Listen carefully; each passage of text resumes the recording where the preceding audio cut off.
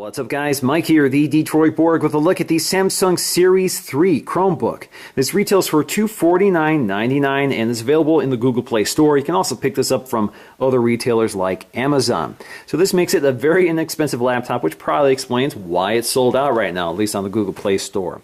Now, if you're not familiar with what the Chromebook is, it's basically a very lightweight, low-spec laptop powered by the Google Chrome browser. So that is the OS here. There is no Mac OS X here. There is no Windows. There's not even Linux. There is some Linux underneath which allows you to run Chrome, but basically this is a laptop powered by a browser, which makes this web dependent. So you have to be able to connect to the web in order to use it effectively.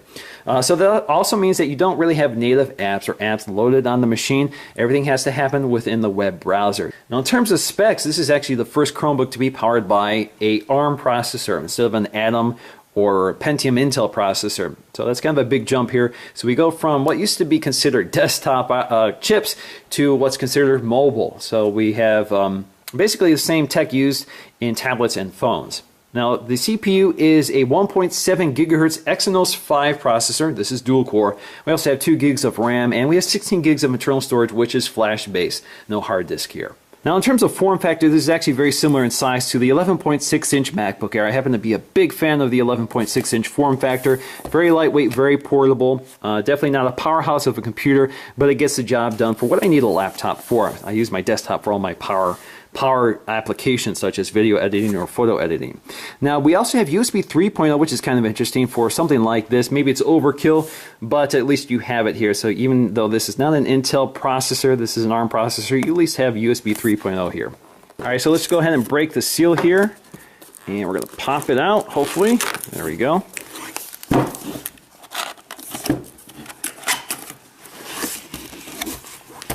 Alright, so the first thing we see is our literature packet, which contains our quick start guide among other things, including a Google Chrome sticker. So quickly looking at this, the quick start guide here, so you can see it has basic information on how to set it up, what the ports do, etc., etc. Safety precautions, warranty information, and it looks like welcome to your Chromebook, how to get started. So that's a quick start card, I guess. And we have our, I guess this is equivalent to an Apple sticker, so we get a little Chrome sticker. That's kind of cool. Now to the left of that is our accessory packet, so that should contain our power supply here. So we have our cable and our power supply. So let's go ahead and peel this off. Oh, there you go. Just connect your cable, connect it to the Chromebook, and you're good to go. So let's get to the Chromebook. It's wrapped in styrofoam, and we're gonna slide it out here. Now taking a close look around the Samsung Chromebook, you can see on the top we have this sort of rounded lid here. We have our Chrome branding and logo. We have Samsung here. And you can see it is painted plastic. It's not an anodized aluminum, although it has a very similar finish and it feels pretty similar, but of course it's not cool to the touch like aluminum, so it's a different experience even though it looks pretty good. So along the side we have our headphone jack as well as a full-size SD card slot along with a retractable door. It is pretty much same thickness through and through, although it kind of has a tapered design if you look toward the side, but it's pretty much the same thickness. On the back here you have your hinge which sticks out a bit, which adds a little thickness to the back. Along the front we have our thumb port for popping open the lid. Along the other side, nothing else. Along the back we have all of our USB ports. So we have our USB 3.0 port, obviously because it's blue, USB 2.0, as well as HDMI to connect to a television. We have our power port here and an LED status indicator. We also have this SIM slot, which in this case is filled in with this rubber insert. This does not have the hardware, at least I don't think it has the hardware for connecting to 3G networks. There is a 3G version which you can purchase for $100 more. So this is the Wi-Fi only version, so I guess you still get the slot, but the hardware isn't in there, or at least you can't activate it. Now along the bottom we'll find a single panel here held on with conventional screws here. They're just Phillips screws, no Torx screws or pentalobular screws. You also have these rubber feet which grip any surface you place it on. We also have our speaker grills. So we have 2 speakers left and right for stereo sound. Unfortunately these are down firing instead of firing through the keyboard, which means that if you place this on your lap you may end up muffling the speakers.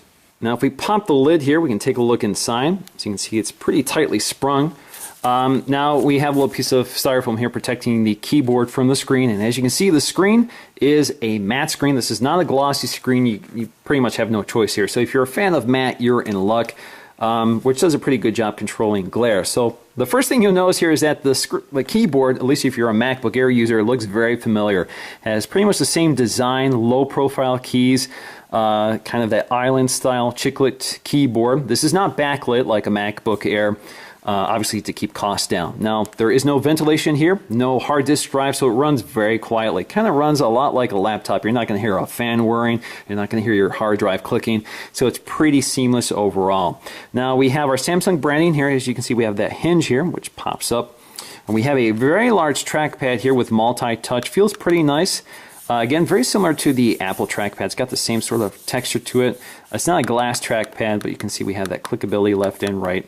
Now at the top of the screen we'll find our VGA camera. This is a 0.3 megapixel camera, so pretty low grade camera here. We also have a microphone, an LED indicator, as well as an ambient light sensor.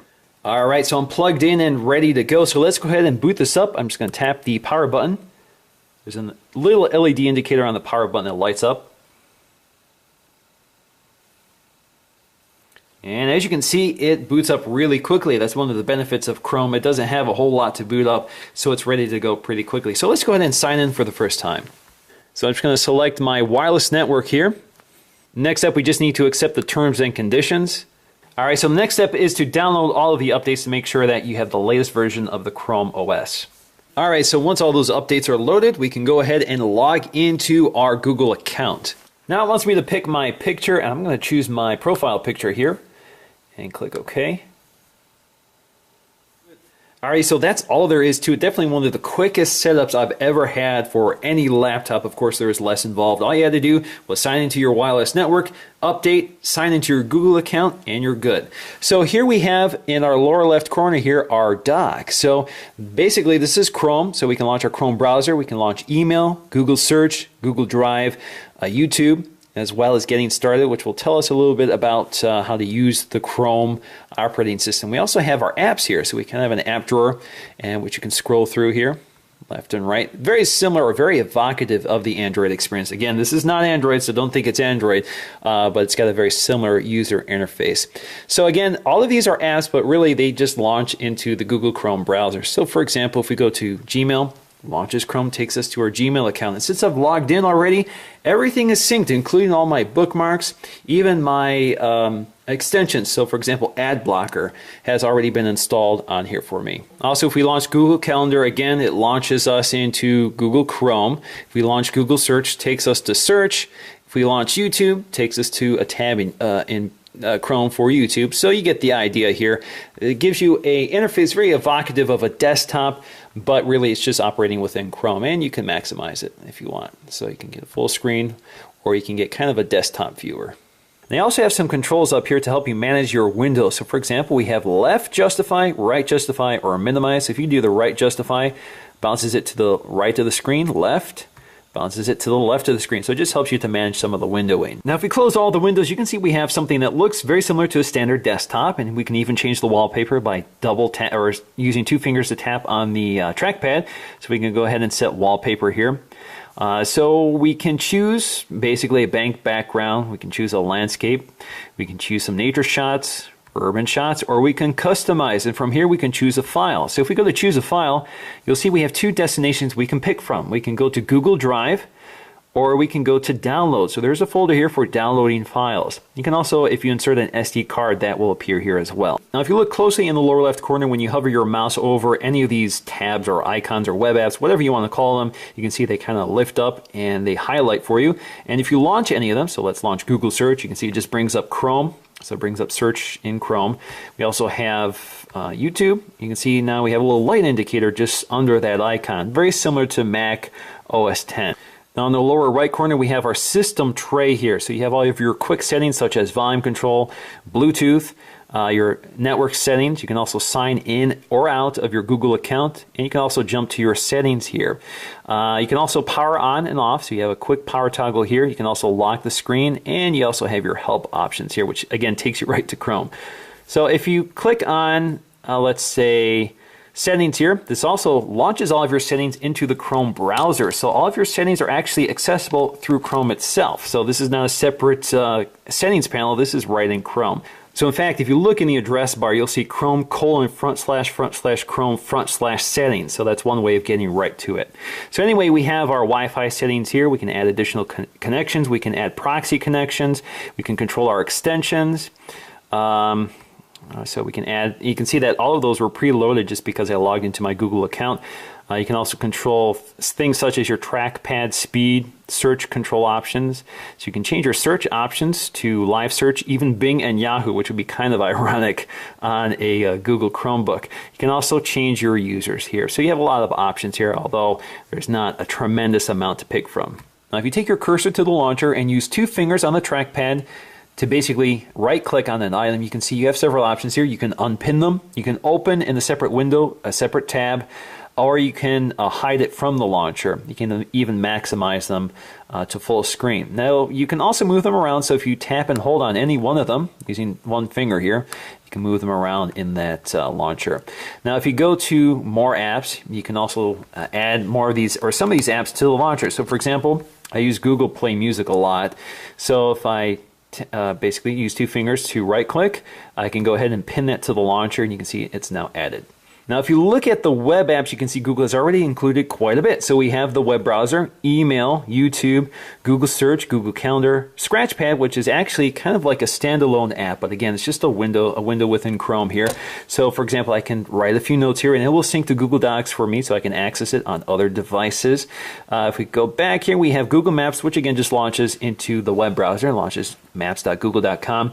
Google Drive, Docs, Sheets, and Slides, which is the word processing apps. We have Google Plus for social networking. We have Google Hangouts. We have Files, which is our file manager here. Again, it launches into Google Chrome. We also have that Get Started tutorial, which will tell you a little more about Chrome, and you have Google Play Music, Google Play Books, Movies, Games, Calculator, and the camera, as well as something called Chrome Remote, which is a feature I'll have to demonstrate later. Right now it's in beta. So if we look at, for example, Google Play Music, you can see again, it's not quite like iTunes or anything like that. It launches into the web browser here. So here I have my entire music library, which is the same library I access on my Android devices. So for example, I can search for Coldplay up here. There you go. I can play it within my web browser. Now, as you can see, I have my media controls right here, which appear within the tab itself. So if I add another tab here, you can see I'm going to have to jump back to it to get to that. But I can also jump right back to the launcher. So if I go to Google Play Music, it takes me right to that tab. Now you don't have to settle for the apps they've included. You can get more apps from Chrome itself. So you can go to the Chrome Web Store, and here you can search by categories. You can search what you've already installed. You can also see what's highlighted by the editors. So for example, I can search for Facebook here. And well, let's do Facebook, not books. So there we go, Facebook. We can add to Chrome, add. And there you go, it's installed, so I can launch Facebook, and again, it basically launches it as a tab. So if we go to my apps here, you'll now see Facebook among them.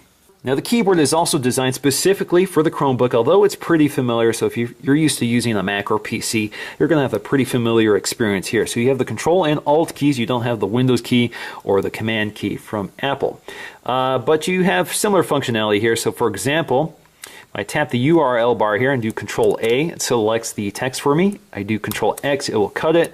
Control V to paste it, and then you have all of these similar controls for underlining, bolding, Control Z to undo things, so pretty familiar overall. Now up top we have our function keys for the Chromebook. So for example, we have the back button for navigating back in the web history or forward. We also have a refresh button to refresh the page. We also have a full screen button, which full screens the web browser here. And we also have sort of a alt-tab function here, so you can tab between all of your open windows. Now you also have your screen brightness controls here, so we can bring it all the way down or bring it all the way up. Volume controls, so we can mute it or increase volume or lower volume. Now in terms of audio quality, this does have a set of dual speakers here. So if let's go to my YouTube channel here. and a 650M. Now overall, the speakers are pretty loud, pretty clear, but there's not a lot of depth there. They're kind of muffled, it's kind of tinny, so it's not the best sounding speakers you're going to get, but again, it's a very thin, lightweight, portable, so it's better than I expected. Now in terms of the trackpad experience, it's actually pretty good and pretty familiar if you're a MacBook user. The experience is just about similar, so it's very precise, very accurate. So you have your multi-touch gestures, so you have 2 fingers for scrolling, you have 2 fingers for right-click. And that's about it. You don't have a lot of gestures here, but it works pretty well. You also have the left click and right click if you want, but I prefer to use the gesturing instead. Now the keyboard also feels pretty familiar if you're a MacBook user. There's a very little travel here to the keys, so it's not the best experience around, but it's kind of what you've come to expect with a very thin, low-profile laptop. I can type very fast with this keyboard, just like I can with the MacBook Air. It feels a little mushier than the MacBook Air keyboard. The MacBook Air feels a little more solid. This tends to feel a little softer when you tap those keys, so you don't get that more satisfying feeling when you hit the keys, but it's pretty similar, so I definitely have no complaints here. Now in terms of the display, it's kind of typical. It's not an IPS display, so it kind of has poor off-axis viewing. So for example, if you close it, you can see that horrible blue glare, but that's pretty typical. I mean, the MacBook Air has that problem as well, and this is certainly much cheaper. So overall, I'm pretty impressed by the display. I'm pretty impressed by the speakers as well, so this makes it a pretty decent video player. So if you're interested in playing back movies, it's pretty good, although it tends to be a little choppy here, at least playing from Google Play. Now in terms of performance, you can see that scrolling is pretty stop and go. It's not very fluid at all. So you can see it's still choking, especially on websites like The Verge, which are pretty graphically intensive. So there's a lot of content here to scroll through, so it doesn't really keep up, unfortunately. Now other websites like CNN are pretty smooth, so you don't have as much trouble here with lighter weight websites. So the experience is not universal, but this is definitely not as powerful as a full-fledged laptop. Now just to show you the comparison between the 11-inch MacBook Air versus the Chromebook, you can see they're very similar in form factor, but not quite. You can see that the Chromebook is a little taller. The MacBook Air actually has a wedge-shaped design, so when you put your hand down here, you can actually feel the slope here versus this. This is more flat. And of course, you're using very different materials. You have the plastic versus the aluminum. You have a glass trackpad versus a plastic one, but the design is awfully similar. And you have a very different hinge design here. So you can see we have a hidden hinge versus this pop-up hinge, which is more exposed. So let's close them up. And you can see I also have a case on this right now, which is really hard to get off. But if you look side on, again, you can see that wedge-shaped design to the MacBook Air. You can also see it has a smaller overall footprint. So in conclusion, the Chromebook is not exactly a laptop replacement for most people. It's still pretty much limited to what you can do on the web. And at $250, it's not the bargain you think it is, because, for example, you can run out and get a $300, $400 laptop, which may not be very good, but at least you have a lot more breathing room for apps, so you can install more powerful apps than this one can handle, because it basically runs through the browser. So if you can run Chrome on any computer, you can do what this thing can do. This is lightweight, portable. I think it's a very nice design, even though it's using cheaper materials. I really like the form factor. The speakers sound pretty good. The display looks pretty good. The trackpad works great, and the keyboard is pretty comfortable. So I really like the design. I like the hardware, and I'm already heavily invested in the Google ecosystem. So for me, this actually works pretty well. I know how to use Google services. I know what's available. So for me, it actually works pretty well, and I don't need my laptop to do very powerful things because my desktop that's what my desktop is there for. So I think this is best for people who are going to treat this as a secondary computer who can rely on the web for most of their services, so you don't have to be disconnected for most things. Now, if you're going to consider this as a laptop replacement, you should also consider whether a tablet could be your laptop replacement, because they have similar limitations, although architecturally they're very different. So with a tablet, you have apps. With a Chromebook, you have web apps, so you're dependent on what you can load in a browser. Apps give you a lot more versatility, so actually apps are a lot more powerful than what the web can do right now. So in my opinion, I think a tablet is more powerful, so just attach a keyboard to it, but it's also a lot more expensive. So it's kind of a conundrum for most people. I think the Chromebook is great if you need a keyboard and you have simple tasks to do, such as web browsing, word processing, that sort of thing. It gets the job done, but you're still limited, and I think a $200 tablet such as a Nexus 7 can get the job done better than even something like this. So that's going to do for me, guys, in this video. Thanks for watching, and I'll see you again in the next one.